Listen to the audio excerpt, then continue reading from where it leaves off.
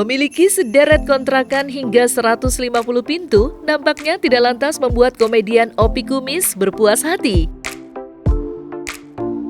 Pasalnya, menurut pria kelahiran tahun 1960 itu, penghasilan dari dunia akting dan kontrakannya masih belum cukup, lantaran dirinya memiliki 10 orang anak.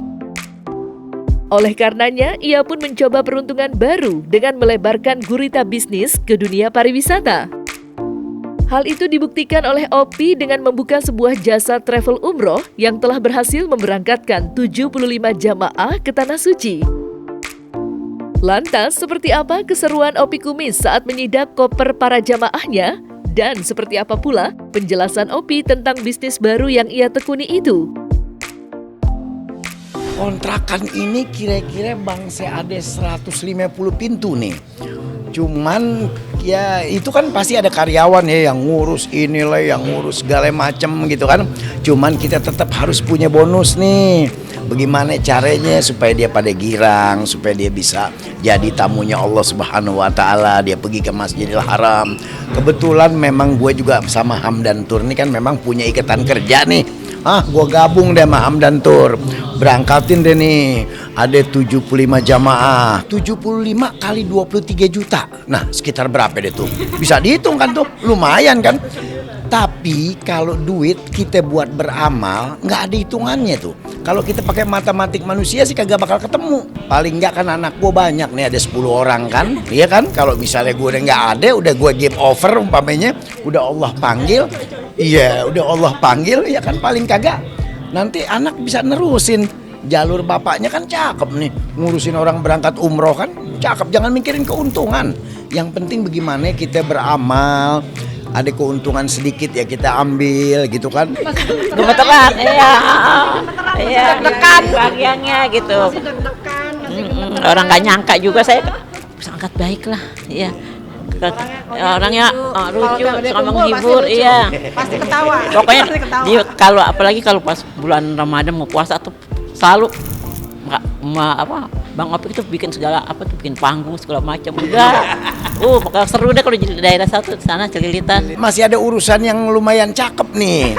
Jadi ntar insya Allah kalau misalnya udah kelar, udah agak longgar nih, kita bakal berangkat juga nih bareng-bareng umroh yang lain. Mana-mana ya kan belum tentu giginya pada bolong-bolong. Iya, jadi kalau emak-emak memang karena dia udah umur, jadi biasanya kalau kita udah umur kan gigi kita pada mencar tuh. Ya nggak ubahnya gue juga kan udah umur. Jadi kalau pada mencar apa aja nyelip. Gue ini sebetulnya orang yang paling takut sama ketinggian. Gue kalau diundang aja Bang Opi ada main nih kita di Pontianak berapa lama? Paling sejam seperempat udah mikir tuh gue. Tapi pergi haji begitu tanya naik Saudi lagi tuh umroh 9 jam. Ya Allah 9 jam di pesawat nih ya. Bismillah deh karena Allah. Ente percaya apa enggak? Perasaan aneh nih baru banget duduk. Tahu-tahu udah nyampe. Berarti bawa ini nih. Jas hujan katanya musim hujan. Payung bawa di sana juga iya. Persiapannya iya malu ya. Udah mudah-mudahan tua ya. Jangan sampai hujanan mah. Masker, dompet, chargeran, handphone udah pasti nih. Soalnya kalau nggak ada handphone, wah udah kayaknya jalan miring nih. Iya, dompet ada. Persiapan. Ibu bawa apa sih Bu? Paling senjata ibu-ibu paling nggak boleh ketinggalan. Handphone nggak boleh ketinggalan. Iya. Soalnya perlu bikin status. Bawa uang real, bawa uang real. Iya. Sedikit Bu uang real.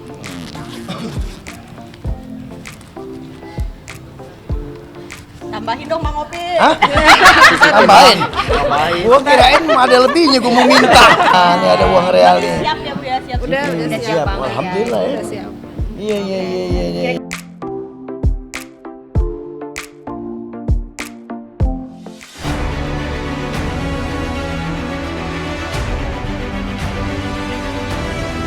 Hanya sekedar ngejar konten. Kalau salah ya salah. Bisa berlatih.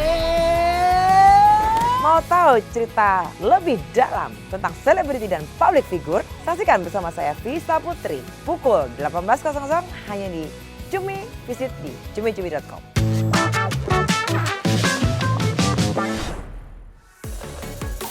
Di sisi lain, Opi Kumis juga tengah harap-harap cemas menantikan kepastian nasibnya di dunia politik.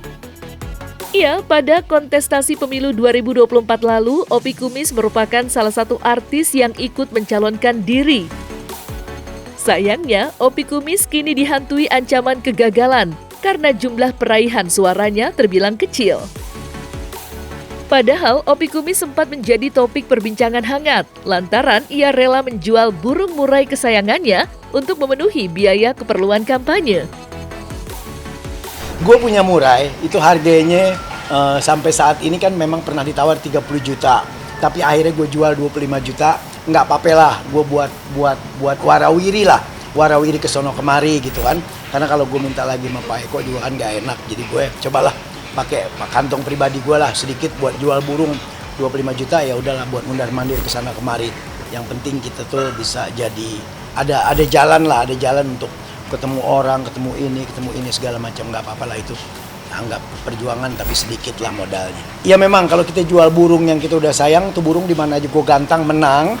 Jadi paling nggak ya udahlah dalam hati gue ya itu biarlah dia ikut perjuangan gue juga gitu kan.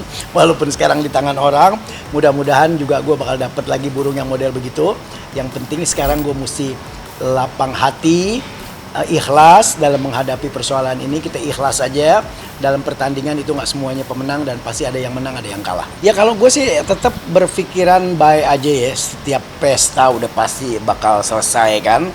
Jadi dari dalam pertandingan tuh nggak mungkin ada pemenang semua, pasti ada yang kalah ada yang menang.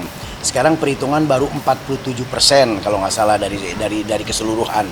Mudah-mudahan sih paling enggak walaupun kita nggak kepilih kita udah ikut lah ngeramein pesta demokrasi ini, itu aja yang paling penting. Terus bisa datang ke dapil-dapil, kita bisa silaturahmi. Kan kebetulan dapil gue tuh dapil yang gue nggak kenal.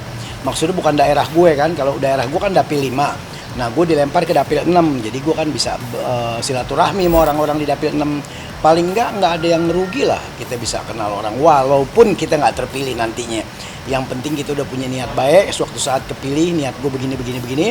Kalau akhirnya nggak terpilih ya berarti belum ada jalan di situ. Oh alhamdulillah nih, gue kan kebetulan ikut sama Pak Eko Patrio ya di Partai Amanat Nasional. Eko orangnya asik, jadi gue pada waktu itu kan sebetulnya gue diajak gitu.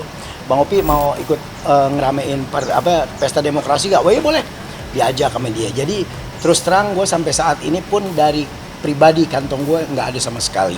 Jadi gue semuanya di backup sama Eko dan alhamdulillah Eko orangnya asik, Eko orangnya baik dan apapun keperluan gue untuk sosialisasi dan kampanye Eko yang dukung gitu. Terima kasih banyak. Kalau gue sih terus terang aja bini-bini pasti pada ngomel ya. Ngomel lah, bukan satu lagi yang ngomel, empat-empatnya ngomel. Empat-empatnya ngomel, dibilangin begini, dibilangin begitu masih ikut juga. Ya udah, yang penting kita udah nyoba. Kalau kita nggak nyoba kan kita nggak tahu dunia. Kalau kita belum, jadi kita kalau kita cuma menghayal itu pegunungan itu bagaimana enak nggak ya? Kalau cuma begitu doang nggak repot kita hidup. Kita mesti datang, jadi kita tahu suasana di gunung itu, suasana Medan, suasana apa. Kalau kita udah tahu, kita jelas waktu saat kita diajak lagi kita tahu cara jalan ngambilnya. Kalau sekarang kan kita nggak tahu nih diajak, oh jalan aja udah. Nah sekarang kita udah tahu, oh begini, track-tracknya begini. Insya Allah jadi satu pengalaman mudah-mudahan. Pasti memang dalam perhitungan sekarang banyak yang pada kecewa ya. Tapi sebetulnya sih kita juga mesti saling hati kita mesti langgeng nih. Karena kita juga tahu kan semua orang capek, caleg capek, penghitungan suara capek, KPU capek, semuanya capek. Jadi kalau ada selisih-selisih kesalahan sedikit ya kita mesti bisa banyak maklum.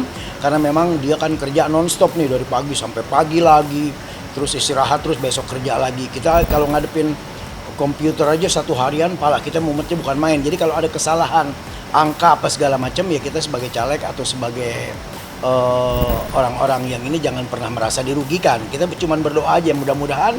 Yang penting kalau menurut gue yang penting mudah-mudahan pemilihan presiden ini berjalan aman dan damai. Itu aja yang paling penting. Siapapun presidennya kita tetap rakyatnya. Itu aja yang harus kita pikirin dengan dewasa.